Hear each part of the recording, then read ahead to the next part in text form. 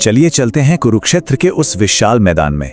सोचिए, चारों तरफ सेनाएं ही सेनाएं, युद्ध के लिए एकदम तैयार, और उनके बीच में एक परिवार जो एक दूसरे के ही खिलाफ लड़ने को खड़ा है। ये इतिहास के सबसे बड़े संकट के पलों में से एक था। तो आज हम इसी सवाल की गहराई में उतरेंगे। हम सब ने गीता की कहानी सुनी है ना? लेकिन सोचिए, अगर उस कहानी में एक ऐसा राज छिपा हो जो सब कुछ बदल दे, पूरी कहानी का मतलब ही पलट दे। तो चलिए आज इसी रहस्य से पर्दा उठाते हैं।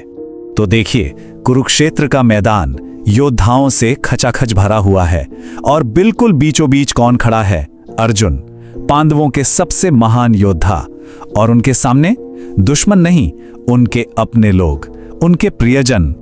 जैसे ही अर्जुन की नजर अपने सामने खड़े दादा, गुरु और भाइयों पर पड़ती है, बस उनका सारा साहस टूटकर बिखर जाता है। उनका शरीर, उनका मन दोनों ही इस लड़ाई के बोझ तले जैसे दब जाते हैं। ये एक महान योद्धा का पतन था, बिल्कुल सामने। और ये जो शब्द है ना, ये सिर्फ एक वाक्य नहीं, ये अर्जुन की आत्मा की चीख है। वो अपने सारथी, अपने दोस्त कृष्ण से कहते हैं, मैं अपने ही लोगों का खून नहीं बहा सकता। उनके लिए ये युद्ध, ये लड़ाई धर्म नहीं, बल्कि सबसे बड़ा अधर्म था। और बस यही से शुरू होता है वो संवाद, वो ज्ञान जिसे आज पूरी दुनिया भगवत गीता के नाम से जानती है। कृष्ण की कोशिश शुरू होती है अर्जुन को उसके इस गहरे भ्रम से बाहर निकालने की। कृष्ण अर्जुन को कर्म और धर्म का वो पाठ पढ़ाते हैं जो हम सबने सुना है। वो समझाते हैं कि देखो, आत्मा तो अमर है, वो कभी नहीं मरती, मरता तो सिर्फ ये शरीर है। और इसीलिए एक क्षत्रिय होने के नाते उसका धर्म है युद्ध करना, मैदान छोड़कर भागना नहीं। ये तो गीता का वो ज्ञान है जिसे हम सब जानते हैं, है ना? लेकिन यही कहानी में एक बहुत बड़ा मोड़ आता है। कृष्ण ने जो कुछ भी कहा वो सच था, इसमें कोई शक नहीं, पर वो पूरा सच नहीं था। एक और गहरा, एक कहीं ज्यादा बड़ा सच था जिसे कृष्ण ने उस पल के लिए अर्जुन से छुपाए रखा। तो अब हम बढ़ रहे हैं उस असली रहस्य की तरफ, वो सच जो इस युद्ध के मायने ही बदल देता है। ये वो सच है जो अर्जुन की भूमिका को सिर्फ एक योद्धा से कहीं ज्यादा बड़ा बना देता है। देखिए, सबसे जरूरी बात यह है कि कृष्ण कोई आम सारथी नहीं थे, वो त्रिकालदर्शी थे। मतलब वो सिर्फ आज को नहीं देख सकते थे, उनके लिए तो आने वाला कल, भविष्य का हर एक पल शीशे की तरह साफ था। उन्हें पहले से ही पता था कि आगे क्या होने वाला है। कृष्ण के लिए युद्ध का नतीजा कोई सस्पेंस था ही नहीं, वो तो पहले से जानते थे कि कौन गिरने वाला है, किसकी मृत्यु निश्चित है और जीत किसकी होगी। भीष्म पितामह, गुरु द्रोण, कर्ण, इन सभी महान योद्धाओं का अंत उनकी नजरों में, उनकी दिव्य दृष्टि में पहले से ही तय हो चुका था। और इसी परम ज्ञान के साथ कृष्ण अर्जुन को उसकी असली भूमिका बताते हैं। वो कहते हैं, निमित्त मात्रम भव सव्य साचिन। मतलब, हे अर्जुन, तुम तो बस एक जरिया बनो, एक माध्यम। इसका सीधा सा मतलब यह था कि अर्जुन, तुम भाग्य लिखने वाले नहीं हो, तुम तो बस उस लिखे हुए भाग्य को पूरा करने का एक साधन हो। तो अब सवाल ये उठता है, और ये बहुत ही लॉजिकल सवाल है कि नहीं, कि अगर सब कुछ पहले से ही तय था, तो फिर इस भयानक युद्ध की, इस खून खराबे की, इस दर्द की जरूरत ही क्या थी? कृष्ण ने अर्जुन को यह बात सीधे सीधे क्यों नहीं बता दी? इसका जवाब कृष्ण के उस मौन में छिपा है, उनकी चुप्पी में। यह चुप्पी अज्ञानता की नहीं थी, बल्कि बहुत गहरे ज्ञान की थी। शायद कृष्ण ने जो नहीं कहा वो उनके कहे गए शब्दों से भी कहीं ज्यादा जरूरी था।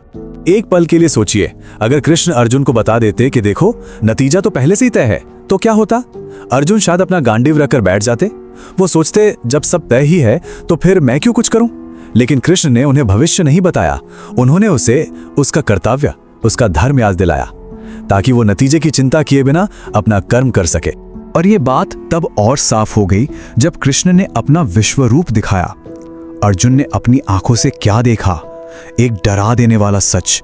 उसने देखा कि कौरव सेना के सारे योद्धा पहले से ही मरे हुए हैं। वो सब समय के विराट मुंह में समाते जा रहे हैं। मतलब एक कॉस्मिक लेवल पर, एक ब्रह्मांडीय स्तर पर युद्ध तो असल में खत्म हो चुका था। तो कृष्ण ने क्या किया? उन्होंने अर्जुन के सामने इस लड़ाई को एक हत्या के तौर पर नहीं, बल्कि धर्म की स्थापना के लिए एक जरूरी कर्तव्य के तौर पर पेश किया। उन्होंने अर्जुन को एक हत्यारा बनने के गिल्ट से, उस अपराध बोध से बचा लिया और उसे एक योद्धा के तौर पर अपना कर्तव्य पूरा करने का सम्मान दिया। ये सोच का, नजरिए का एक कमाल का बदलाव था।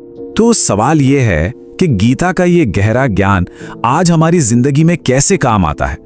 ये हजारों साल पुरानी कहानी हमें अपनी लड़ाइयों, अपने धर्म और अपने फैसलों के बारे में क्या सिखाती है। देखिए, संदेश बहुत साफ है।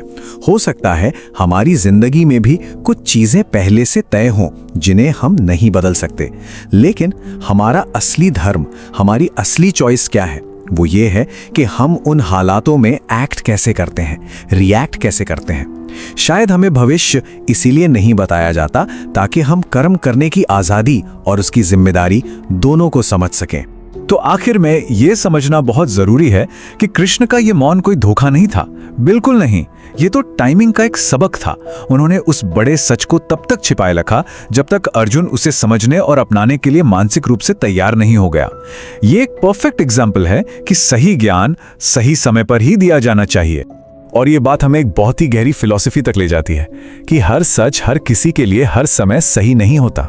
शायद असली ज्ञान सिर्फ इंफॉर्मेशन का होना नहीं है। असली ज्ञान ये जानना है कि उस इंफॉर्मेशन को कब, कैसे और किसके सामने रखना है।